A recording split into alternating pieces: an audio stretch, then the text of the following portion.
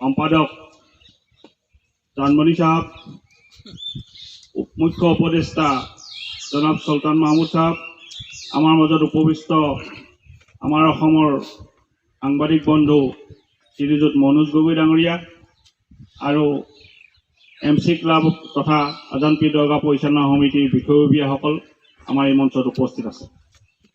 যিহেতু আমাৰ সভাপতি জনাব হাৰুনুৰ ৰছিদ সাহেব তেখেত চিকিৎসাধীন হৈ থকা অৱস্থাত তেখেত বৰ্তমান বেংগলোৰত আছে। তেখেতৰ ফোনযোগে আমি আজি এই অনুষ্ঠানটো পাতিবৰ কাৰণে সক্ষম হৈছোঁ।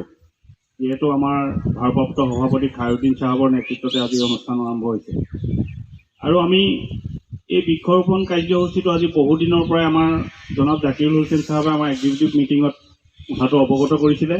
28 এপ্ৰিল তাৰিখে আমাৰ MC ক্লাবৰ উদ্যোগত আমি এটা অনুষ্ঠান কৰিম। আমাক দৰগাহ পৰিচালনা সমিতিৰ সহযোগ একান্তই প্ৰয়োজন হ'ব। সেয়েহে আমি আজি এই অনুষ্ঠানটো আজি 28 তাৰিখ আজি এই বৃক্ষৰোপণ কাৰ্যসূচী আমি হাতত ল'বৰ কাৰণে আমি আজি ইয়াত উপস্থিত হৈছোঁ। আমাৰ মাজত আজি যিসকল ব্যক্তি গোট খাইছে, আমি দৰগাহ পৰিচালনা সমিতি আৰু MC ক্লাবৰ মানুহ আৰু দৰগাহ ৰক্ষণাবেক্ষণ দিয়া আমাৰ জাহিদ হুছেইন সাহেবো আছে। আমি এই MC ক্লাবৰ কাৰ্যসূচী যিটো আজি লৈছে এইটো নতুন নহয়।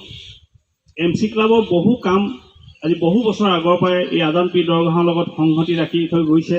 তেখেতলোকৰ নাম আছে। MC ক্লাবৰ উদ্যোগত মাজাৰ বনিছিলে। MC ক্লাবৰ উদ্যোগত মাটি পেলোৱা আৰু 10 ঠাই পূৰণ কৰি মাটি পেলোৱা কাম চলিছিলে।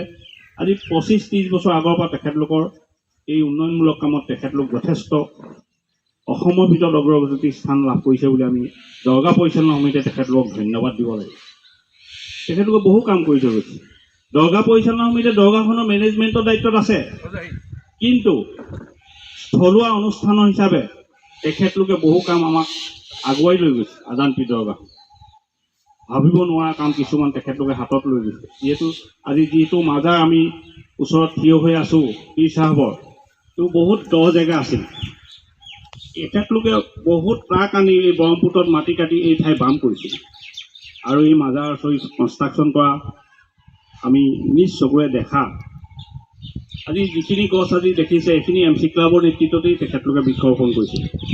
সেয়ে কৈছোঁ আজি বৃক্ষৰোপণ কাৰ্যসূচী নতুন নহয়, বহু পুৰণা কাৰ্যসূচী তেখেতলোকে বহুত হাতত লৈ গৈছে আৰু তেখেতলোকক আমি আজানপীৰ দৰগাহ কমিটিত যিখিনি কাৰ্যসূচী কৰি থৈ গৈছে আমি দৰগাহ কমিটিৰ ফালৰ পৰা আমি তেখেতলোকক ধন্যবাদ জ্ঞাপন কৰিছোঁ আৰু অনাগত দিনতো তেখেতলোকে যাতে আৰু এনেকুৱা কাম হাতত ল'ব পাৰে আমাৰ তেখেতলোকৰ প্ৰতি দোৱা থাকিব।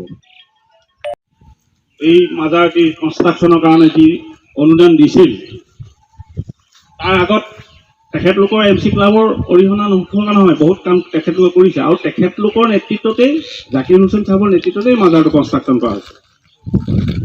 এইটো আমি সঁচাকৈ ক'ব লাগিব, তেখেতক ধন্যবাদ দিব লাগিব। তেখেতৰ কামবিলাক অতি সুচাৰুৰূপে ধুনীয়াকৈ কৰিছিল আৰু বৰ্তমান নতুন পৰিচালনা সমিতি যিজন হাৰুনুৰ ৰছিদ সাহেব প্ৰেছিডেণ্ট, তেখেত সভাপতি দায়িত্ব লোৱাৰ পাছৰ পৰা আমাৰ MC ক্লাবৰ যিকেইজন আজি MC ক্লাবৰ দায়িত্বত আহিছে সেইকেইজন আমাৰ দৰগাহ কমিটিতো তেখেতলোকে বিষয়ববীয়াত আছে। আমি দুইটা পাৰ্টি গোট খাই আমি আজানপীৰ দৰগাহৰ আমি দৰগাহ কমিটি নতুন হোৱাৰ পইচাত আমি 5 বিঘা মাটি আমি ক্ৰয় কৰিছোঁ এজন ব্যক্তিৰ পৰা আৰু এই মাজাৰ আপোনালোকে দেখিছে নতুনকৈ গ্ৰেনাইট লগাই আগৰ মাজাৰ চলিব অৱস্থা নাছিল। এতিয়া আমি নতুনকৈ কৰিছোঁ আজি 1 বছৰৰ ভিতৰত। দৰগাহ কমিটি প্ৰায় বহুত টকা আমাৰ একাউণ্টত আছিল, সেই টকা আমি ব্যৱহাৰে সভাপতি চাহাবৰ নিজাববীয়াকৈ 5 লাখ টকা অনুদান দিছিল।